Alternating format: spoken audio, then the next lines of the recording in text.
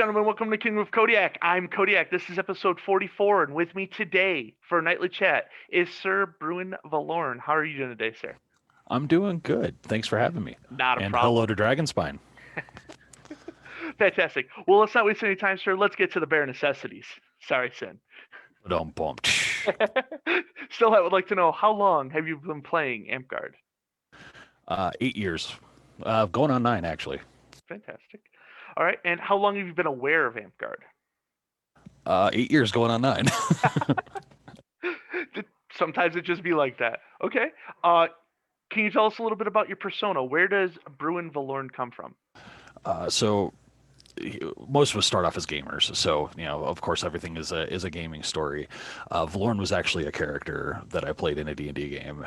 But the Bruin side of it actually is kind of a more personalized side of it. I took the name Bruin because it's a derivative of bear.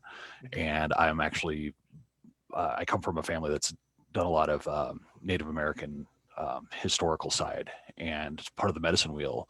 I'm from the season of the bear, so I embraced that and said, hey, you know what, I want to put that into my persona, but I don't want to just call myself bear because that sounds like everybody else was going to do. So I looked up a whole bunch of ones that were throughout history and various different stories, and I pulled Bruin out of the Reynard the Fox stories, which, if you're familiar with Disney's Robin Hood, that's actually the story they're telling is the Reynard the Fox story, and the sheriff happens to be Bruin the bear.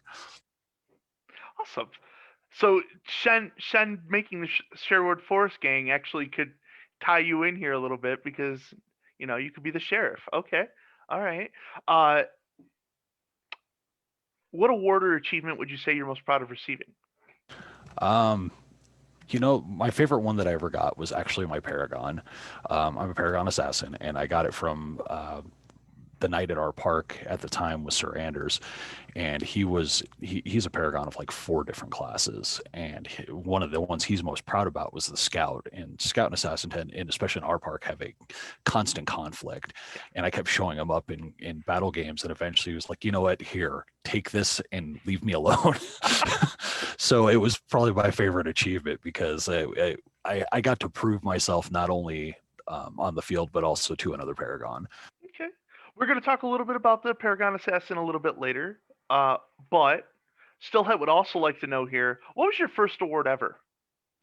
Wow, I saw that one pop up and I really kind of racked my brain on it. And I want to say it was like my first Order of the Warrior. Maybe, if I remember correctly, my first event, I got like 3. And I want to say it was like Order of the Warrior, and I think I got a Griffin, and I think I got a Rose, all in the same event. Okay. And that was like my first ones, if I remember correctly. But we're talking 8 years ago. I've slept a lot since then. Right? Yeah, Bear's got to sleep, man. Bear's got to sleep. Okay, Bruin, what's your favorite battle game? Ooh, we talking local? We talking big? Because I mean, they're 2 different animals. If you're talking a large scale game, I love like big event games. All right, I've been to GOTC, and getting on the field with 200 people, there's just something awesome about that. And those games are fun if whoever's running them just explains the rules well enough that people can grasp it and go without too much confusion. So usually they're very simplistic, move this item here, and then everybody just kind of goes crazy. For more localized, I actually prefer games that have got a bit more challenging criteria as to how you win. It's not necessarily wipe them out of their life pool. I like seeing different things that you have to get this item back to here, or you have to solve this puzzle. The ones that make you kind of think while you're playing, those are a lot of fun. Those are the ones I prefer. You'll have to come down to Crucis one time and play Reign of Arrows. Sir Francis is a monster, and it does make you think. You have to use your brain head instead of not using it. We spent 40 minutes not figuring it out, and then someone, Deverick, was just like, got it. And then, it made us all feel silly. Anyways, not about me, Stillhat. So you are a Paragon Assassin, but is that your favorite class? Yes. All right. I play a lot of other ones, and I enjoy playing a lot of other ones, but my go-to is always the default to do assassin. If I'm playing a game and I'm just not feeling if I'm not feeling the park day or I'm not feeling the classes that I've been playing to level, I automatically default to assassin. I know the class front to back, and I just have a blast playing it. And a lot of people in my park specifically, they see me put the sash on and they cringe, and there's a little bit of glee that comes with that. Sir Smiley would like to know what's the weapon combination when you're going on the field. That's going to be completely dependent on the battle game. I mean, if especially if I'm playing assassin, I go anywhere from bow assassin to Florentine to single sword. It all depends on what do I need to do to beat the battle game and get my team across there. Because if I'm going after objectives, a single sword and a little bit of armor is going to do me a lot better than anything else. But if I need to keep my range or we need the range support, bow assassin's the way to go. I like to be flexible. Awesome. Cool. I as someone who carries the same list out every week, I gotta respect someone who's prepared for everything. Just I'll go out and play a greedy druid and be like, it's all for me, not for you. It's it's fun Oh, that you're way. you're one of those druids. Oh yeah, yeah, I'm definitely one of those druids. That's why everyone wants to nerf it here because I'm one of those. Never mind, it's not about me. That concludes the bare necessities. Sorry, Sin. Let's get to the three questions that the KOK viewers have been asking every week since the dawn of the show. Kron would like to know about Sir Glenel's toaster and/or soda maker. We've had approval to get us a toaster. The soda maker seems to have a 50-50 split on approval. What do you say, Bruin? Well, I mean, you got to have something to drink with the toast, man.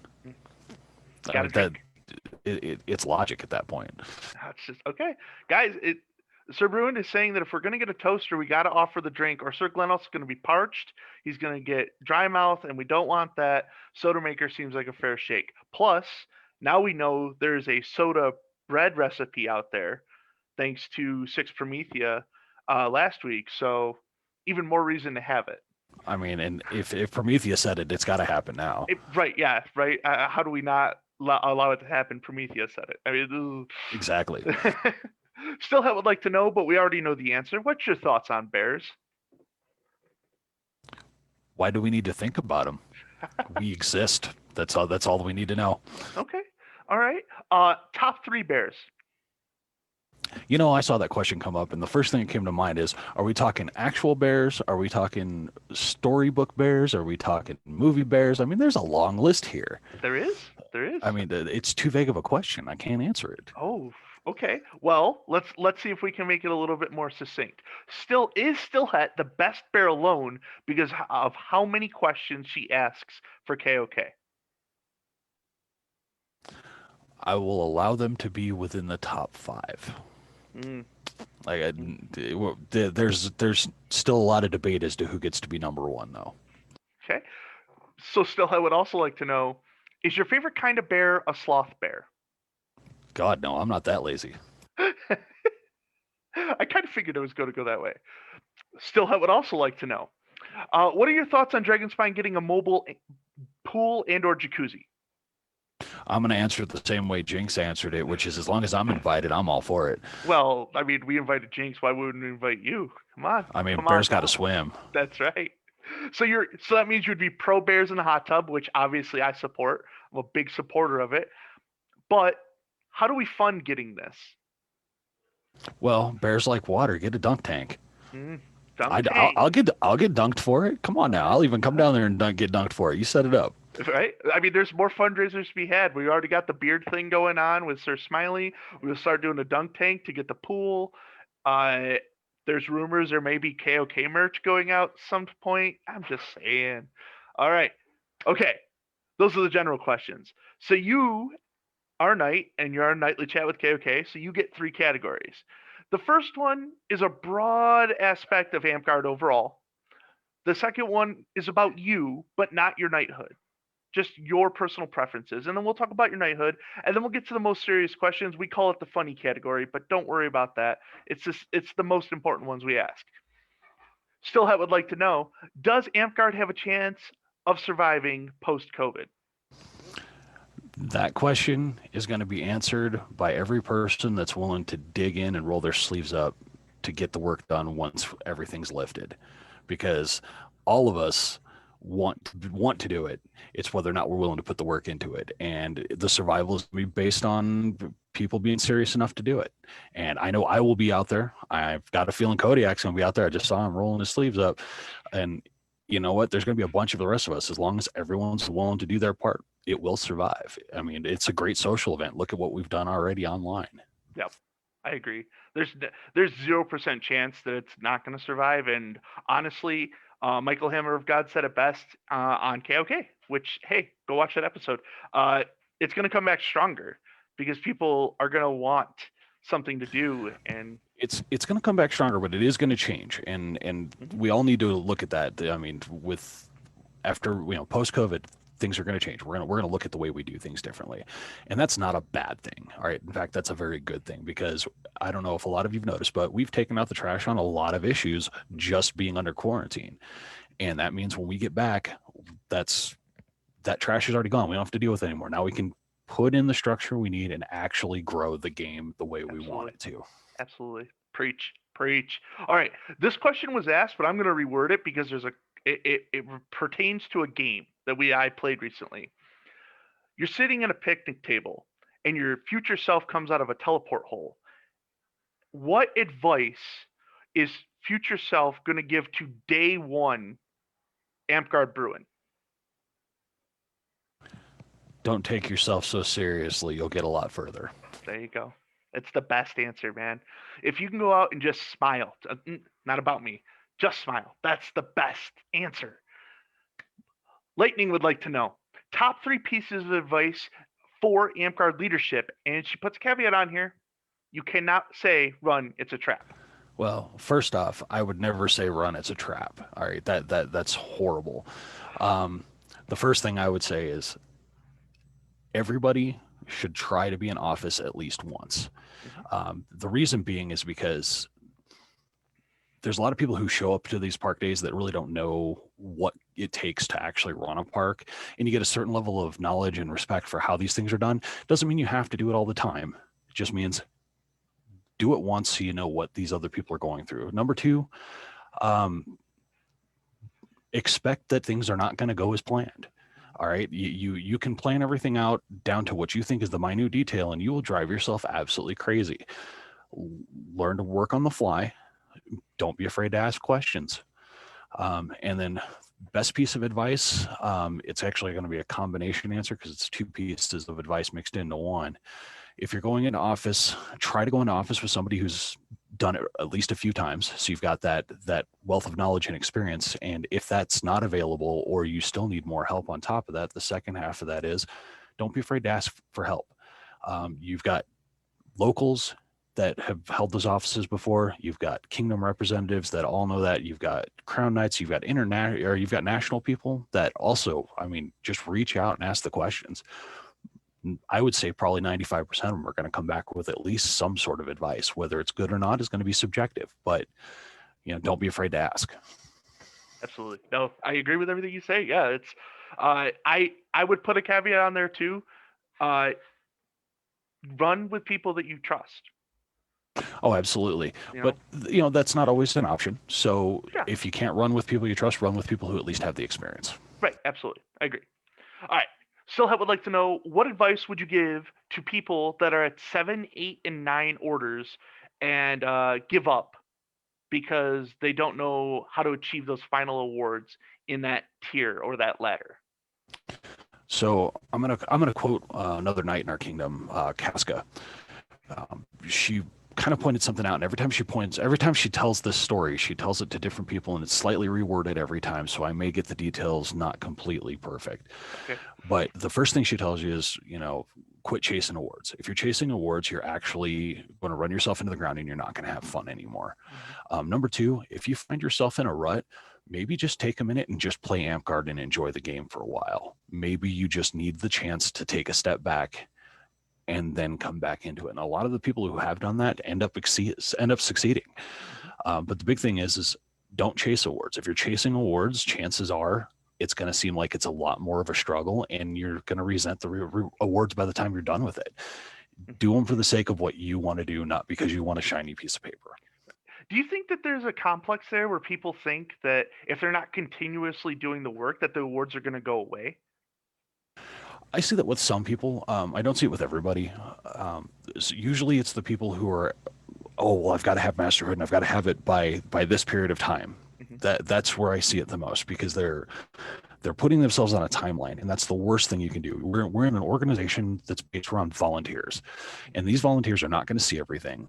And if the person who happens to be monarch or happens to be the local monarch, kingdom monarch, doesn't matter, misses giving away that award, you may resent that person, and that person may never have seen your body of work for it. And it's you again, you're asking a volunteer to see something that doesn't necessarily get reported. And because of that, you're putting an unrealistic expectation on yourself, and it's just going to burn you out. I agree. All right. On the other side of it, this is a two-part question. Dragon Spine has just put out an amendment so that we're going to have non-men and women tournaments. So the question starts off with your thoughts on the women uh, or non-men weapon masters. And additionally, uh, as a subsect of that, and you can take it in any order you'd like, what is gatekeeping?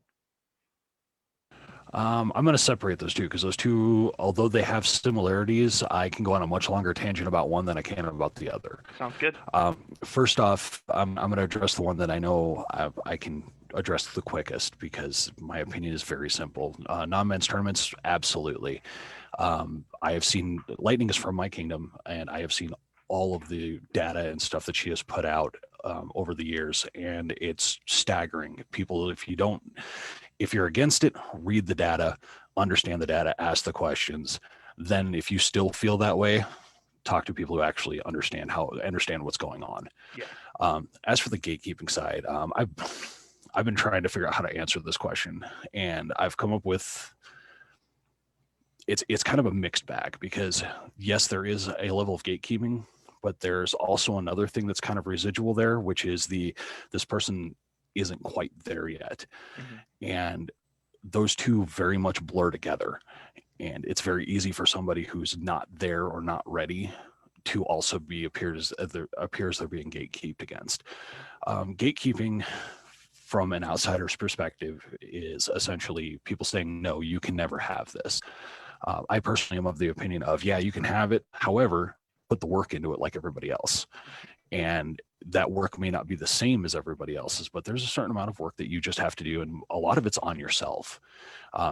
Gatekeeping happens predominantly on your top tier awards. It happens on your masterhoods. It happens on your knighthoods. Those specific awards is where you see it. And a lot of the mistakes that people make is they assume, oh, well, I'm never going to achieve this. And there's not a circle out there that's going to say, no, this person's never going to be a knight. There's not a group out there saying, no, you're never going to be master here. What they're saying is these are the things you need to work on. And sometimes that's communicated very poorly. One of the things that our kingdom has been playing around with, and we've had a little bit of success with it, is start, stop, continue when we give feedback, which is, start doing this, stop doing that, and continue this because it's working for you. And that ends up being a constructive enough base to help people kind of grow instead of just saying, oh, well, you're not there yet, so we're not going to give it to you. And it's kind of a way of taking that opinion of gatekeeping and evolving it into a, hey, you're not ready because you need to work on these key things. And a lot of those top tier awards boil down to having that comfortability of knowing that once you're in there, perspectives change. You're held to a different standard than everybody else once you've gotten one of those two top tier awards. If you're a master or if you're a knight, you are immediately put under a microscope. And there's not a person in this game that's going to disagree with me that's got one of those. And because you're held at that different standard, you have to be um, emotionally, mentally ready for that. And you're going to have people that are going to say stuff. And a lot of times when people are saying you're not quite ready for that, that's one of the things they got to work on is the self-reflection of understanding, hey, your life's about to get a whole lot harder. So sorry, that went a little long-winded on that one. No, no, absolutely not. No, that's great. Um, I like you making the distinction that yes, there are people that are going to get told no at high end of awards, but it's not always a gatekeeping scenario. Sometimes there is the next thing that needs to be done, and we have to be able to figure out that distinction and start, stop, and continue is a fantastic way to do that. So that's great. Uh, Still, I would like to know. How do you handle toxic behavior in the game? Cut it out like a cancer. Hmm. Our kingdom, we don't put up with toxic behavior at all. It caused issues years ago, and ever since we started dealing with it directly, our kingdom runs a lot better. It runs a lot smoother, and you're seeing it more happening across the game now. Is a lot of people are just saying, look, this is just not okay. We're not putting up with it anymore. You need to go Hmm. away. And whether it be go away for this period of time or go away permanently, people are finally saying enough's enough. And that's what gets rid of that toxic behavior. And the sooner we get that across the entire game, the better. Yeah, agreed. There's no further discussion needed there. It's the correct answer. Still have like since we're going to be coming back from a pandemic and we're going to have to build the parks again. Still would like to know what have you done, you yourself done about recruiting in park and kingdom level in the Iron Mountains? So pre-COVID, things we used to do and still do, things we're still going to do is um, we find a local like crafting or hobby events, and we try to get in on those. We've got flyers, we've got business cards. The business cards are great because if you got a wallet or somebody's got a purse or something, you can fit those in there a lot better than you can a full flyer. So it's easy to just kind of pull one out and say, here you go, this is the information. Um, we've got meetup pages, and then ironically enough, the majority of like our park, specifically Dark Moon, we get a lot of our people just because we're placed in a very heavy traffic area. Mm-hmm. And because of that, we get a lot of walk-ups, and it's having those people that are willing to engage with those people. And this is where you kind of run into that taboo where people are like, well, if you're not on the field, you're not playing amp guard. That's absolutely an incorrect statement, because a lot of the people on the sidelines are the ones that are talking to the people who are walking up and doing the footwork to increase our numbers. And those people are worth way more than your standard battle gamer, way more than your standard warlord, because they're the ones that are growing the game. And those are the things we do to increase our numbers. So we always make sure we've got people on the sidelines. We always make sure that we've got business cards ready. Speaking of which, I actually have to get with Jinx because we need to put another order in for business cards for when everything starts up again. Right. And that's what we do, and it's what we're going to turn on and do again once everything starts up again. Awesome. No, great answers. Still has a two-part question here. What does it take? Is there anything special that it takes to start a household in Amtgard? And is there such thing as too many households for a person? A lot of that's going to be very opinion based. Starting a household, I think most of the time it's find two friends that are willing to follow the same idea, and as long as you're willing to put the work into it, that's all you need. Hmm. And a household is only as involved as your group wants it to be. And if one person wants more out of it than the rest of them, then maybe that person's not in the right group. So you look for what the majority wants, you kind of stick to that, and you just kind of let it go. Most households grow organically. Hmm. As for having too many households, it's a matter of opinion. I mean, it depends on how active they are, how inactive they are, and what your opinion is on active versus inactive. I know people who are part of 20, 30 different households that majority of them aren't active, but they still like to say that, hey, look, I'm a member of this, Right. just because it's got memories for them. I personally am not a part of a whole lot of them, but that's just because I am a very active person. If it's not going, I kind of get rid of it and then I come back to something else. Yeah. But that's a personal opinion. Yeah. Cool. Well, and I mean that's what we're here for, is the personal opinions. That's great. Uh, Lightning would like to know a cool thing that you've seen in another kingdom that you would like to bring back to yours.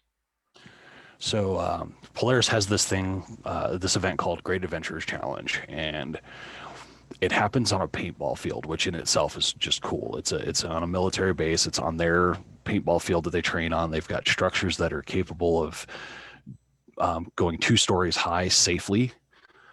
And number one, I'd love to find one of those in the Iron Mountains and do events there. Number two, what I like about that event is it's not really an inner kingdom event. It's more like just a large kingdom, within their kingdom event. Hmm. And what they do is they all show up Friday night, and Friday night doesn't really have anything organized. They usually have like a loose quest or a loose battle game for the handful of people who want to do stuff, but most of it's just, hey, everybody get your camp together, socialize, eat, drink, and be merry, have a good time. Saturday morning starts. It's an all-day event.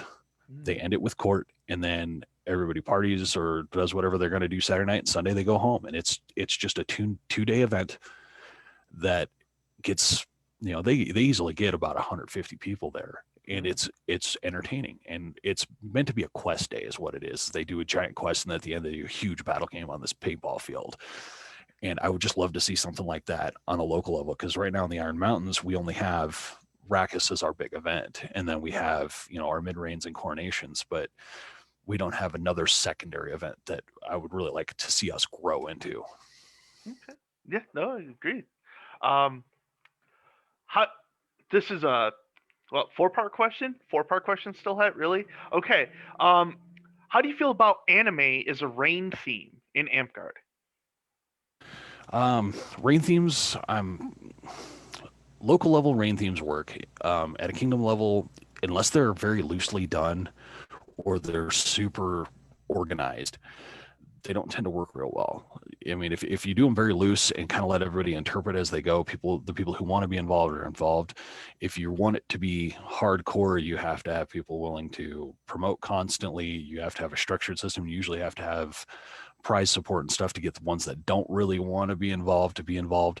So I like to see that kind of stuff at more of like a local level. As for doing it as anime, I'm not a huge anime person. I've only seen a few.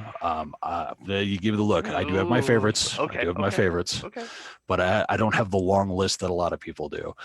Um, and really, it just boils down to if the rest of your park can get into it, even just a little bit, it'll work. If it's an obscure enough thing that you have to constantly explain it, it's probably not going to work so well. And that's Oh, pretty much how it is on all rain themes. cool. There you go, still, hat.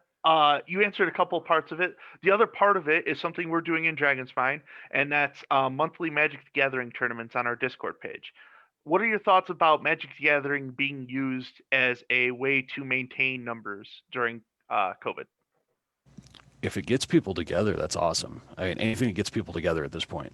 And since you can't get together in person, if you can do it online safely and it's going to get people involved, do it. Um, right now, it's not about playing Amp Right now, it's about maintaining the social side of everything to make sure that people know, hey, this is still here.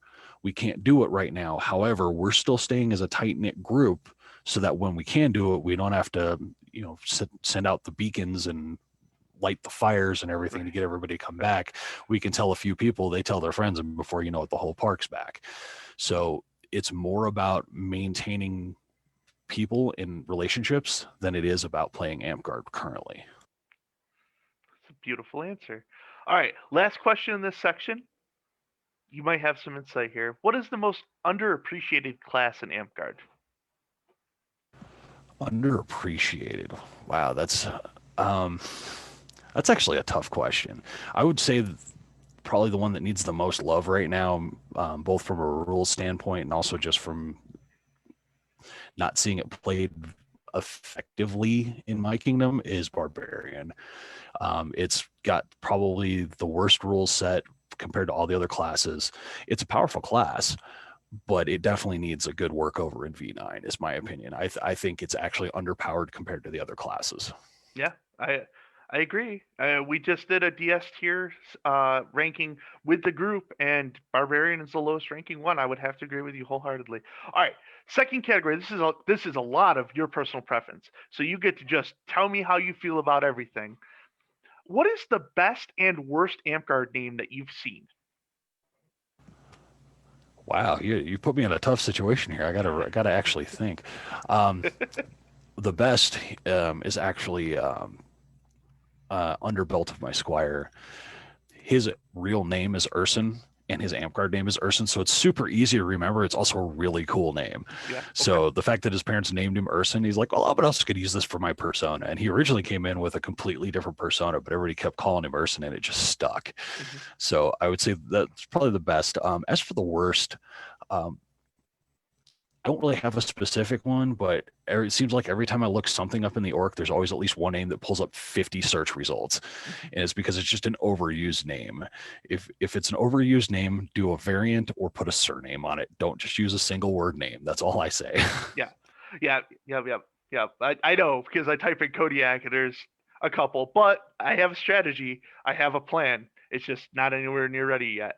Would like to point out to you that she has a Naruto reign that is going to be coming up if she wins the election following my end of my reign, and assassins will be heavily favored. So maybe that'll win your favor in the anime reign theme plus assassins scenario. I'm gonna have to crush their dreams because I'm not a Naruto fan. Oh, you crushed my dreams. What are you doing?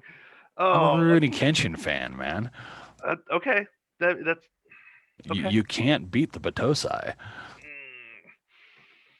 We might have to fight. No, I'm joking. I'm joking. All right. Another personal question. What's the coolest heraldry that you've seen? Um, I've seen so many really cool ones that it's hard to keep track of. But instead of a single heraldry, the coolest thing I've ever seen, and I have the luxury of being a part of this, is when you've got a banner that has the progenitor of your belt lines, their heraldry, and then every person below them. Oh, So, like when I got knighted, I had Michael Hammer's, and then I had Augustus's, and then I had mine on a banner. And there's just something neat about seeing the line in heraldry. yeah. It doesn't matter how impressive it is because you're seeing that line of each person that's is tied to it. And then another thing that happens in the Michael Hammer line is he's got this huge family tree that he prints off of everybody that's in his belt line. Everyone who was his squire, everyone who was their squire, all the way down. And this tree is absolutely ginormous, and it has everyone's heraldry on it.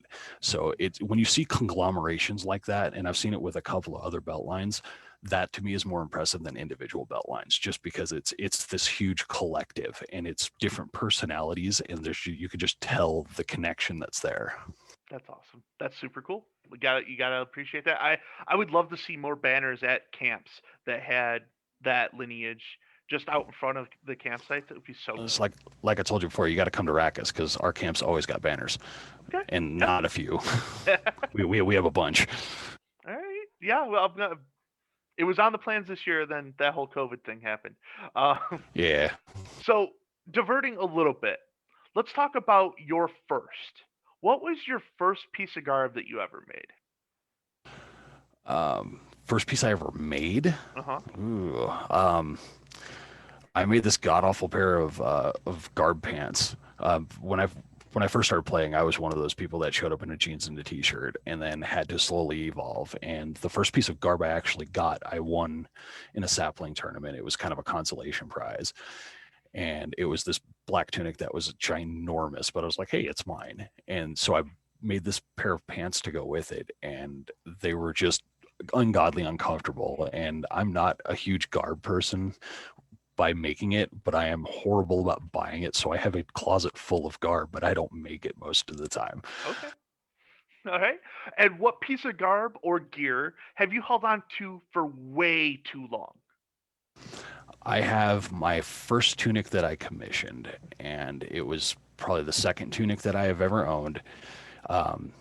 Melody Song Taylor made it, and she did an absolutely phenomenal job. It's got the heraldry on the back, and it's a kung fu style sleeveless tunic. Nice. And unfortunately, I've gotten a little too big to fit in it anymore. But for sentimental reasons, it ain't going nowhere. Right. So Okay. Back on topic with your preferences here. What's the coolest belt weave that you've seen? I can't keep track of the names of all of these because there's so many different ones. But there's one, I think it's called a dragon's tooth, where it's got like this. It's almost like these little tombstones that are overlapped on either side. It's a really neat belt weave. I honestly, I'd love to have a belt with that weave in it. It's just that pretty, and I'm horrible about weaving belts. So eventually I'll sucker somebody into taking a commission for it or something. Shen is up and coming, and he's in your kingdom. I He's have a also in my wife's belt line. So yeah, There you go. I have a commissioned belt. Shen, if you see this and you want to send out a photo of that, I'm just. It's almost time to buy that. It's pretty. yeah. I got the luxury of seeing him as he was evolving in his weaving, and his weaving has come a long ways. Yeah, he's super good. Shen, another shout out. There you go. Uh, let's talk about you being in office. Let's talk about uh, the ones that you've been in. your favorite, and the hardest. Okay, so ones I've been in, we'll start with Kingdom. I've been Imperial Monarch, Regent twice, GMR twice, and Imperial Champion. And then local, I've been a Baron, I've been a Duke, I've been GMR twice, and I've been Prime Minister. Okay. Um, my absolute favorite out of all of those was actually Imperial Champion. There was something fun about bringing way more than the office required to it. At the time, we were doing Assassin's Creed reign, and every week I was doing posts. Every couple of weeks, it wasn't every week. I was doing posts that were the Animus, and this was the battle game that the Animus was putting you in. And I spun every battle game to where it was Assassins versus Templars, in kind of an Assassin's Creed feel. And on the alternate weeks, I was doing stuff like equipment updates. This is how you keep your equipment safe, and this is how you stay hydrated in the winter. And it was just so much fun to engage on that level. And I also really enjoy running tournaments, um, to the point that I've been known to not or stop fighting in a tournament to go help Reeve because they need the assistance or something. Mm-hmm. Um, and I don't mind weapons checks or anything else like that. And I'm fascinated with a lot of the up and coming tech for making equipment. I personally am not great at all of it, but I've got people in my corner that I talk to, and I'm like, hey, what's the new tech on this? And we'll go through it, and they'll break it down on, well, this is how it'll work, and this is what would be safe, and this is what wouldn't be. And then I can go back through these people's gear and go, okay, hey, cool, I saw this. I saw somebody actually making this item that we were talking about just a week ago. And there's just something neat about that. And Cool. also just battle game design is a lot of fun. And doing it on a kingdom level, you're looking at larger games, and I really like large games. So as for my most difficult one, um, I've always been of the opinion that region is always the most challenging, because it really boils down to how comfortable your monarch is and what's going on in their life as to how much work you're going to be doing as the regent. And the most headaches I had, um, were as regent, because something would happen with the monarch and you have to do your part, but you also have to do their part, Yep. and you have to also help keep them on track for the stuff that's going on. And it can be very challenging. I would also like to throw the additional caveat in that, the prime minister is the most underappreciated of all of those offices. Okay. I've only held it once. I know the amount of work that goes into it for local, and on a kingdom level, there's a reason why I haven't held the office, is I don't have the time to dedicate to it, because it's that involved. And I have mad respect for everybody who runs prime minister constantly, because it is such an underappreciated office. Absolutely. Send out hearts to all of your prime ministers because that's a thing. It gets thankless at times because they're taking way more time out of their schedule to get the work done. I agree with you Absolutely, 100%. especially now. Yeah. So here's our return back to your Paragon. What do you think was you kind of mentioned it earlier, but is there another key contribution to getting the Paragon status in Assassin? Um, Part of it, and this is kind of what I preach to a lot of other people, is I made it a point to not only gear up myself to where I could play all the different variants. I at that period of time, I had every type of equipment that the assassin class could have. I've since refined that and gotten rid of the pieces that I just don't use. Hmm. But it's that sense of accomplishment when you go, okay, cool, I have garb that looks the part, I have armor that fits into the perfect categories, I've got every weapon set that I could possibly need. And once you get to that point, there's that sense of fulfillment. And then you get on the field, and when you find yourself correcting the Reeves, like, no, no, no, that's not actually how that works. This is how it works. I know, I play this class all the time. Hmm. And I got to myself to that point. I mean, not confrontational, of course, because if you're doing it confrontational, you're completely defeating the purpose. So you pull them Sure. aside after the game or something, be like, hey, you made a bad call on this, and this is why. Hmm. And once I got to that point, that was that really comfortable, great feeling. And that's also part of what, Sir Anders at the time took notice on. And that's how I ended up getting it. Okay. Cool. Still, would just want to make sure here, though. You did thank the shadows after receiving the Paragon status. I don't have to thank myself. I am the shadows. Oh, jeez. Oh, I am the darkness. I am Darkwing Duck. Uh, what is it like being an amp dad? I was waiting for this question to come up. So, about 2 years ago, I got adopted. Um, the adoption normally works that it's the adult adopting the kid, but this time it went the other way around. Hmm.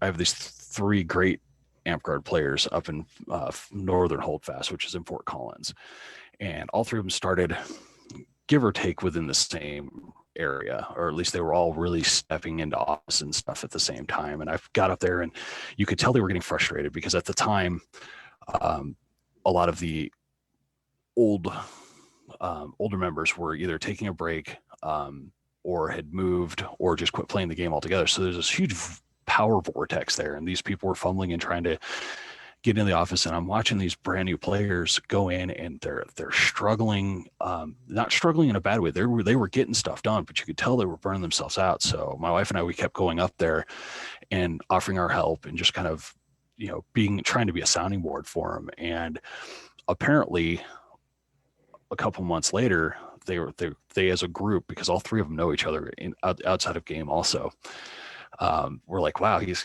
kind of acting like our dad. So then the comment of Amp Dad came up because Colin, who's Morvi, he's the one who asked the question. Hmm. He was in the midst of doing a rain, and I kind of embarrassed him on the Facebook post for it. And he had sent a private message to one of my other Amp kids, Dash, saying, "Amp Dad, you're embarrassing me in front of my friends." Well, that's when the phrase that actually became a thing. And Dash sends this to me in a picture message, so I've got the file for it, and doesn't tell Morvi. And we fast forward to an Imperial mid rain, and we do this roasting event where two people are supposed to roast each other to see who gets to be the announcer, and it ended up being me versus Morvi. And I have this ace in the hole the whole time, and he doesn't know it. And it ends up being neck and neck. And I finally pull this piece out, and just the look of sheer terror on his face, like, oh my God, he knows. And you know what? Ever since then, all three of them have been absolutely great people, and they're part of the younger generation. So it's great to watch them Hmm. and their excitement and their energy just come into this game, really, just thirsting to make it better, to grow with it. And I've kind of taken a liking to them all, and I just kind of help them as I can or as they need it, and keep an eye on them. And they're the only three that I will accept as that title of my Amp kids because they adopted me. Right. I've had other people try, and I'm like, no, you got to go through the other three to even be considered. Right. Yeah. Yeah. Shout outs to Amp parents too. Dame Annabelle, Sir Francis, thank you. Um, I'm a I was a 30-year-old player when I started playing, and Me too. Me yeah, too. I got I took on uh Amp parents this almost the same way. I'm like, nope, you're Amp mom now. You help me figure this stuff out. Cool. Uh, Last question before we get to knighthood questions. And what is the future of your game? Future of my game. Yep. I get personal glee out of just watching this game grow and watching people have fun. And the future of my game is going to be involved in a lot of just helping rebuild after COVID and trying to, I mean, our park, Dark Moon, when they do the yearly census, we've been one of the top 5 parks for attendance like 2 different years in a row. Hmm. I want to get to the number 1 slot. I want to give the Iron Mountains an excuse to actually create Grand Duchy status because we have the numbers for it. But that's the big picture, and Okay. I would love to get to that point, and I'm willing to put the work in for it. Just because going to a field where you've got 50, 60 people every week, there's just something wonderful about that. That's awesome. All right, nightly chat. Let's start talking a little bit about knighthood, and let's get a question. It may not have a lot of legs, but maybe there is a distinction you could find for us here. Did knighthood change you? Um, it changed the way I looked at things, and I still do a lot of the things that I did before. I just try to be a little more aware of how I do them because I come across very aggressively a lot of times, especially when it's a topic that I hold very passionately. Um, so it's teaching myself to tone it down a little bit, see it from everyone else's perspective, and remembering that everyone's looking in my direction. And the best piece of advice I actually got when, from it wasn't for my vigil, it was actually before my vigil. Sir Anders, who used to be a member of Darkmoon, he's actually out of Goldvale, and he had sent me a private message before then. He says, "Hey, I'm not going to make it to your event, but this is the stuff I wanted to tell you during your vigil." And the most important statement he made, and it stuck with me ever since, was always remember that you are going to be someone's first night. Their first day out on the field, you are going to be the first knight that they come across. You're going to be the person that they're going to go to with looking for all the answers. And you need to remember that what impression you bestow on them, they're going to have with the rest of the game, including all of the other knights.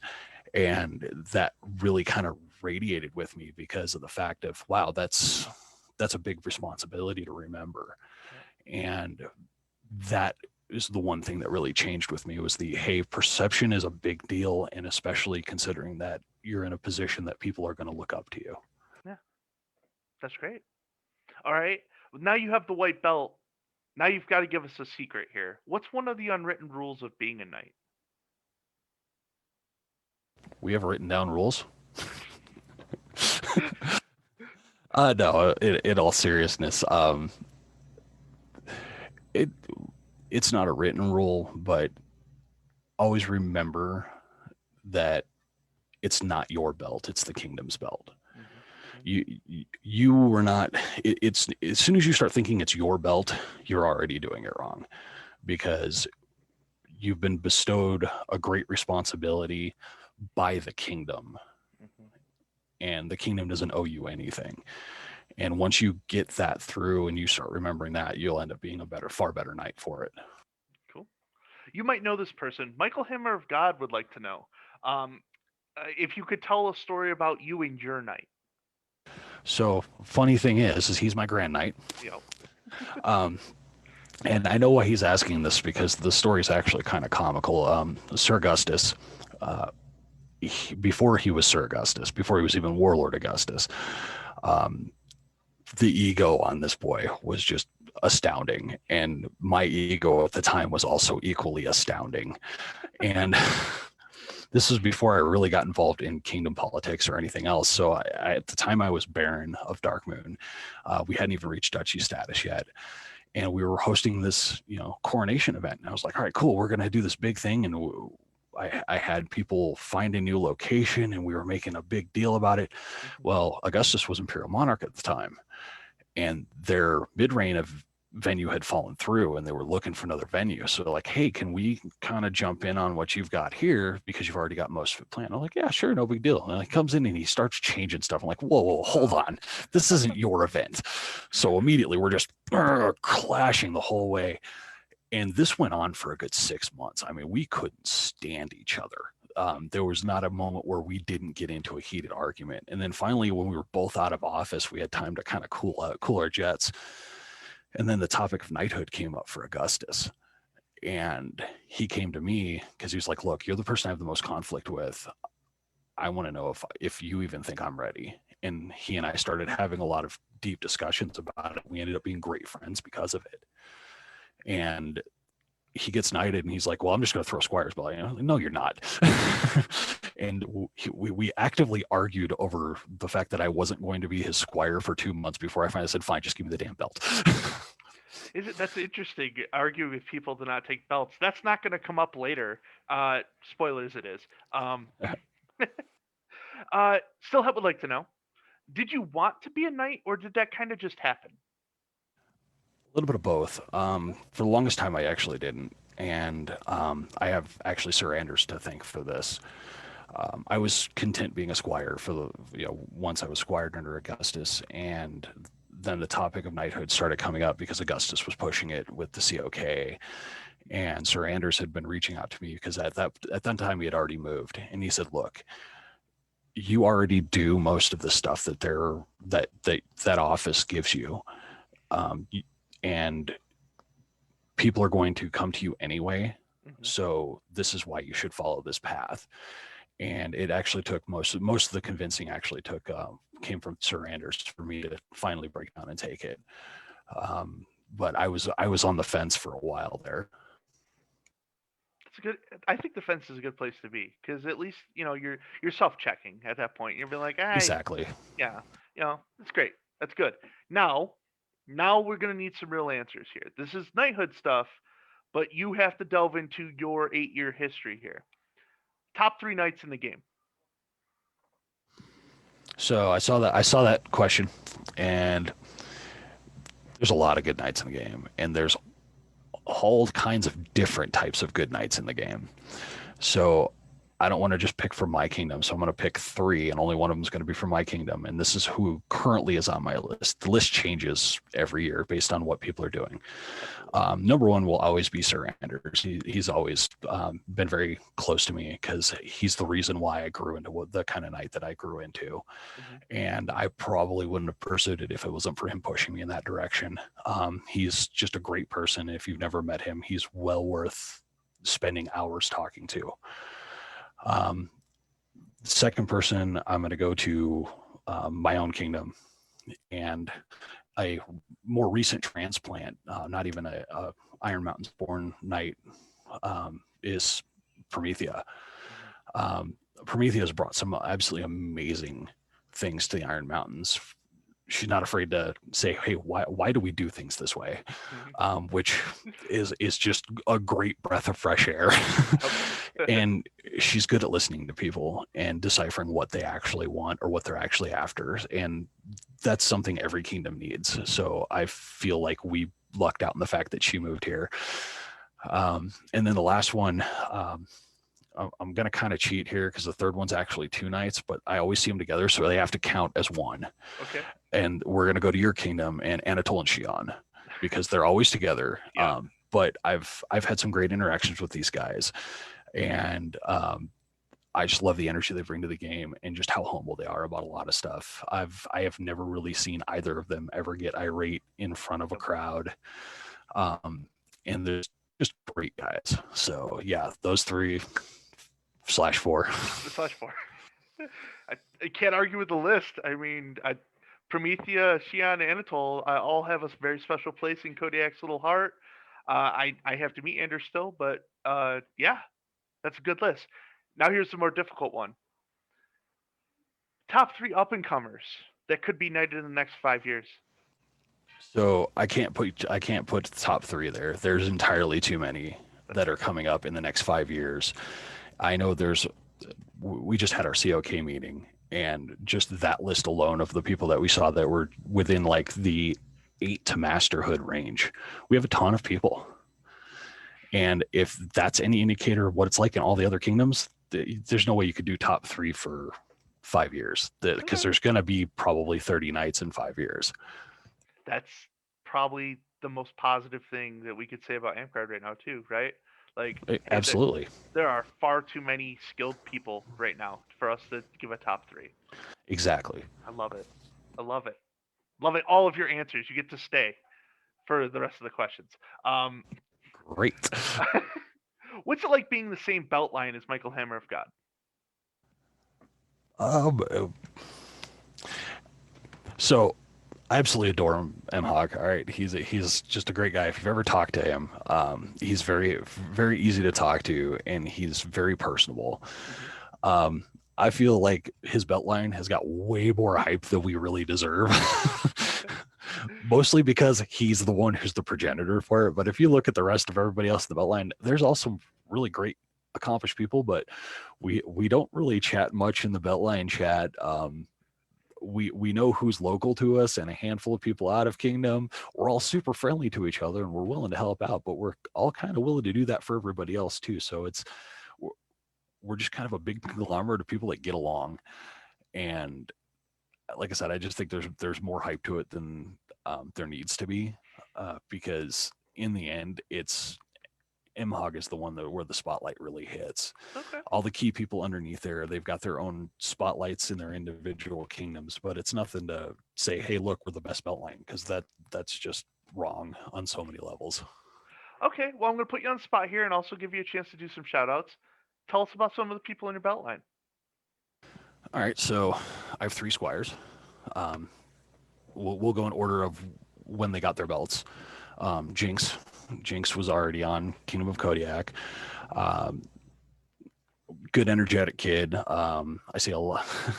I see a lot of the same problems I had being headstrong that I see that was in me that are in him. Underneath him, he's got two people at arms. One is Urson, which I spoke about earlier, and Hmm. another one is Chips. Chips, unfortunately, is life has taken its toll, and he hasn't been able to actually play in a while. Right. Second in line is Illyria. Um, Illyria is a accomplished artist and a published author, and um, overall a very talented person. And underneath her, we've got Kraken, who is, I don't even know which principality he moved to, but he's somewhere on the western side of Utah near Idaho, I think. There's a principality tucked away over there somewhere, and he's part of that. But Okay. he's a Brazilian jiu-jitsu instructor and just kind of this great humble guy. He's so friendly, you almost don't believe that he would kick the crap out of you if you were on a jiu-jitsu mat. Okay. And then I have under the third one in line is Darian. Darian is my most recent of the three squires, and he actually approached me about squirehood, and we knew each other at Park for the longest time. And he is also another up and coming artisan, super talented. He's a engineer that is now taking his engineering concept and brain and putting it into making stuff for like the owl path Hmm. and trying to challenge himself there. And he's also an accomplished leather worker. And under him, he just recently took a man at arms by Draco. Draco is a member of our park that kind of drifted away from the game there for a couple of years, and Darian has brought him back and then brought him into the belt line too. So, and that's my extended belt line going down. If we go back up, I've got three Squire brothers and then Augustus. All right.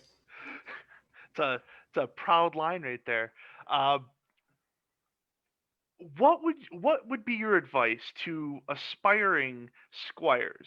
So this is either people that are trying to find a belt line or people who are squires who are trying to find beltlings. What do you tell them? Okay, so two-parter question then. Hmm. Um, if you're looking to find a belt line, find people you get along with. Find people that inspire you.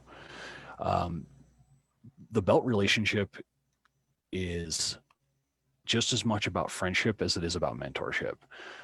When I got squired to Augustus, he actually learned just as much from me as I learned from him, and that's how it should be. Yeah, one of you might be higher up on the chain awards wise, but that doesn't mean that you can't learn from each other.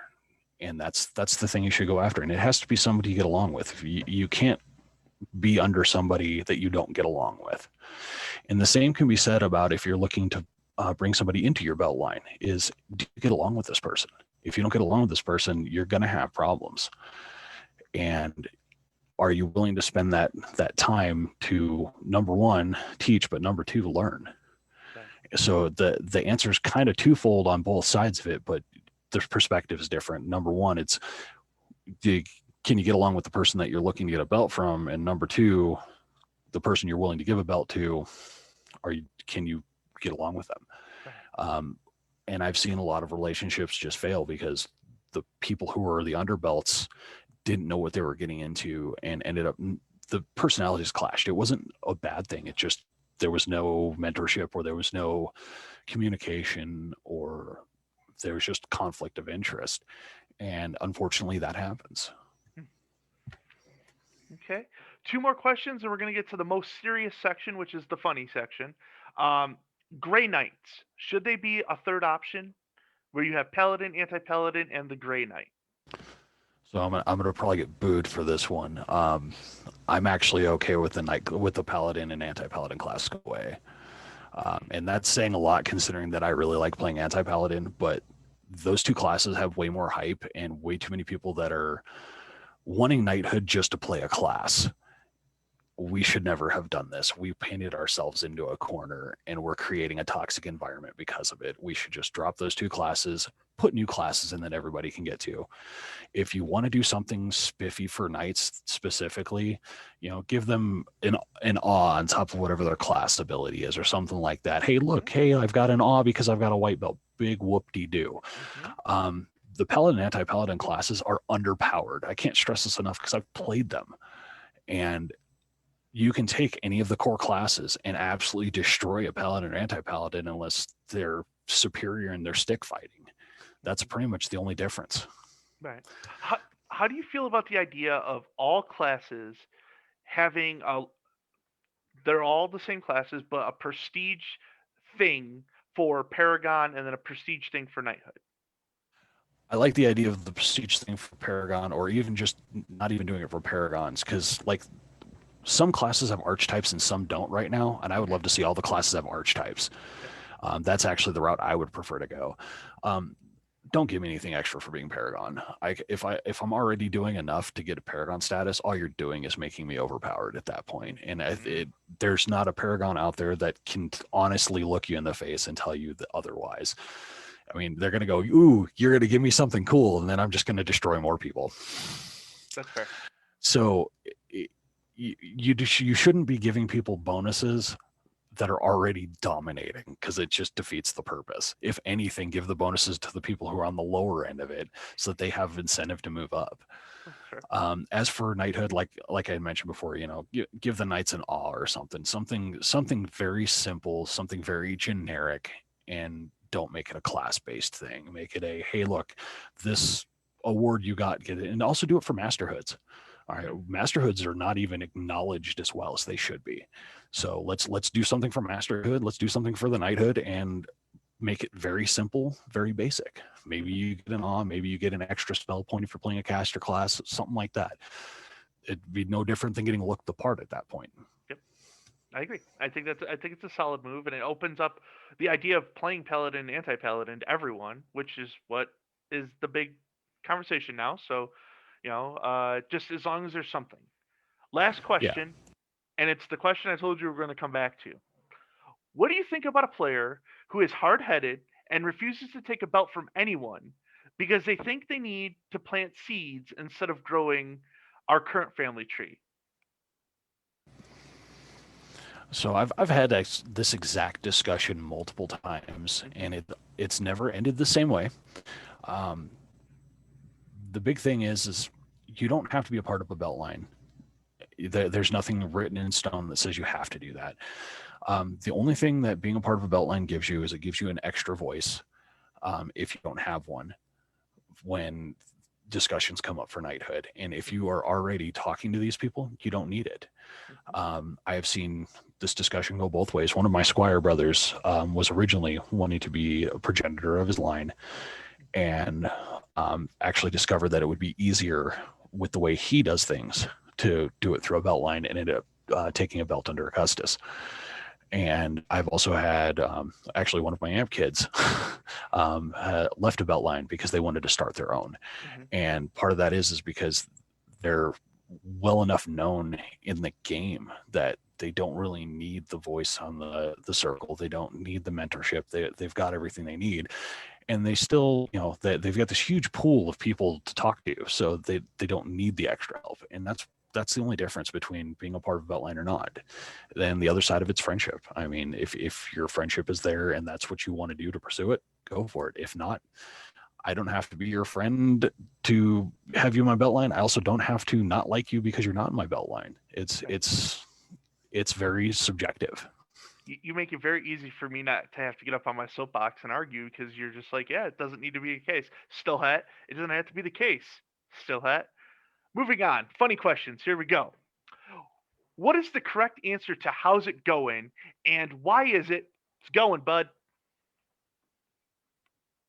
Well, I don't even add the bud to it. It's just it's going. Okay. I mean, how else do you answer that question? How's it going? Well, it's going. I mean, going. Can't complain. I think we talked about this earlier. We did. I mean, who's going to listen? Right? Yeah. No one cares. Anyways, best thing to whisper in someone's ear when you're giving them a hug. Wow, you put me on the spot with that one. That's a good question. and can be very subjective on who you answer it with. No. Um, just utter the words "run." Run. There you go. Run. If animals could talk, which animal would be the rudest? Oh, the Chihuahua. You know he's going to be the rudest. Speaking of chihuahuas, what's your favorite kind of dog? Oh, Chihuahua's not a dog. Oh, well, that first off. First off, okay. And then, Um, I, I would say a Newfoundland or a Husky would be my top. okay. If it's not at least medium sized or larger, it's not a dog. Okay. All right. Here's a theoretical concept question. You may need your engineer friends. How many chickens does it take to take down a bear? Okay, I saw this question. I have the greatest answer for this. It doesn't matter how many chickens, they can't take on a bear. However, chicken nuggets, on the other hand, that's going to put the bear in, because once you start adding There in you the go. fat and everything, oh, they're going to go into hibernation and it's done. Okay. So overeating may be the solution, but not the chicken themselves. Okay. Which came first, the chicken or the turkey? Where in the world did that come from? The mind of Stillhead. Well, actually, I would say that the Cathurki came first. Okay. Fair enough. If you're not familiar with the Cathurki, look it up. A friend of mine was the creator of the Cathurki and ended up on TV shows because of it. It is the Cthulhu turkey. Fantastic. We're going back to fighting chickens. How many chickens would it take to take down a dragon? Well, there's entirely not enough information there. We don't know the size, the age, the type. I mean, there's not enough information there. Oh, I mean, not if enough it's provided. Mm. yeah, I mean, you can't Moral answer that fair. question well. Okay. All right. Uh, what information lives in your head rent free? Way too much, and none of it's important. Okay. What's the most ridiculous fact that you know? All of them. Uh, Mine would have been how to spell the letter H. Ask me in chat if you want to know that. Um, Favorite Amp conspiracy theory? Oh, this is just priceless. I will never ever not enjoy hearing people talk about the shadow government. Uh, I've been on. I've seen both sides of the argument, and I've been friends with people on both sides of the argument. It's the most ridiculously hilarious thing, because there's a group of people that go, "Hey, look, this handful of people runs the entire kingdom." There's this handful of people that goes, "Dear God, somebody else take control of this because I'm tired of running it all." What about your favorite non-Amp related conspiracy theory?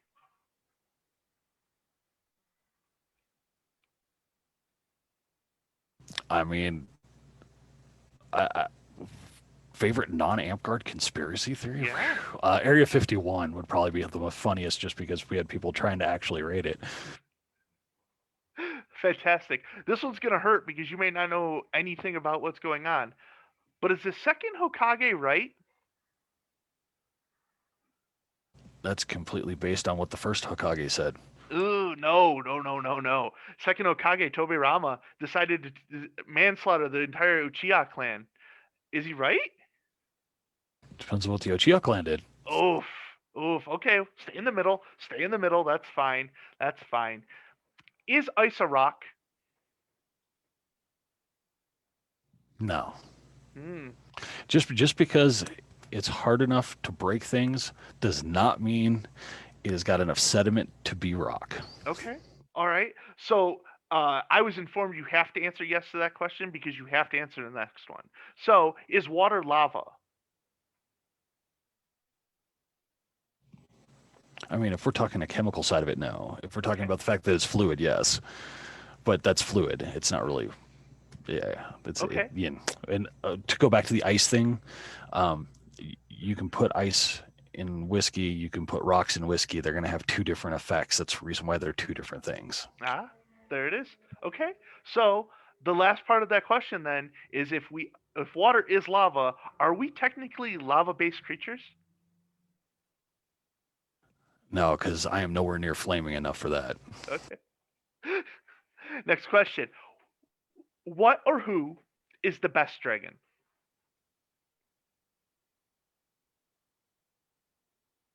The best. The best dragon. I'm gonna go with personal favorite.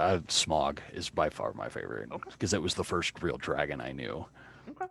That's not a problem. Why would an elf orc hybrid have the best stats? Strength and dex all day. It seems pretty easy. What's in your trunk right now? Which trunk? Uh, yours? That would imply that I have only one. Well, pick a trunk. Tell us a story. Okay, we'll put it in the bed of the truck, which would be the trunk of it. A container that's eventually going to be holding all my amp card stuff when everything opens up again. I bought an organizer specifically for it. Fantastic. What's the best name that you've seen for a Wi-Fi?